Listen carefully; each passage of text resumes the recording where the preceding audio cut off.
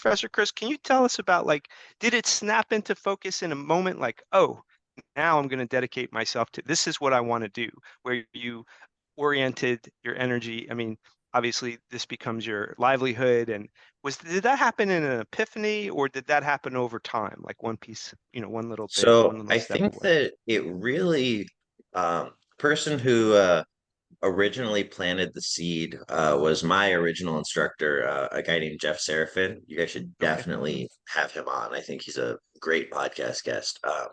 Please bring them But to us. I always saw him, and I think that, my parents are incredible people, but my parents did not like love their careers, Right. you know?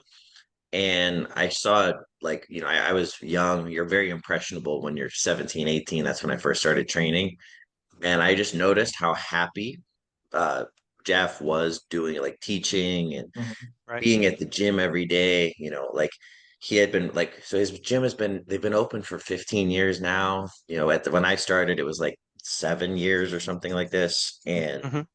I he was still there, like classes at 6, he's getting there at 4:30, and he's like happy to be there Yeah. 2 hours early, hour and a half every day, and to put in extra time. And like he was just like that was what he wanted to do. And I was like, that kind of made me realize that this could be something that like you can be happy doing this and like love this, and it can be something that like also one you make an income doing it, and also you like aren't just being selfish.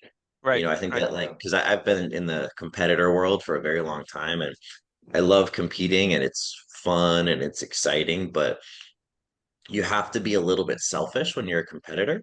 Mhm. And I think that when you are teaching, you kind of have the ability to kind of help others, or whether, maybe it's not imparting a bunch of life lessons, but just like, Yeah. Right. creating and fostering an environment where people are able to kind of learn for themselves.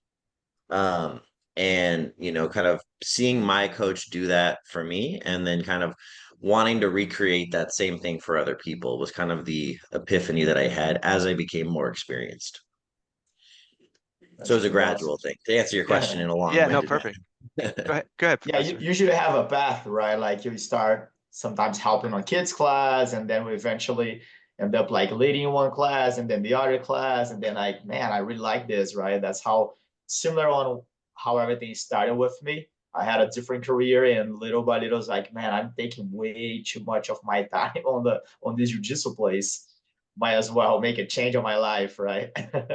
It's funny. So our gym, we didn't even have a kids class. So Oh, I really? started with adults. My first class I ever taught was a Saturday morning adults class. I was like a blue belt because Uh, Jeff was out of town, and Jeff was out of town. The guy who normally would cover for him was out of town. Like he must have gone through 5 people before I got asked to do it. Um, but that was the first time that I ever taught.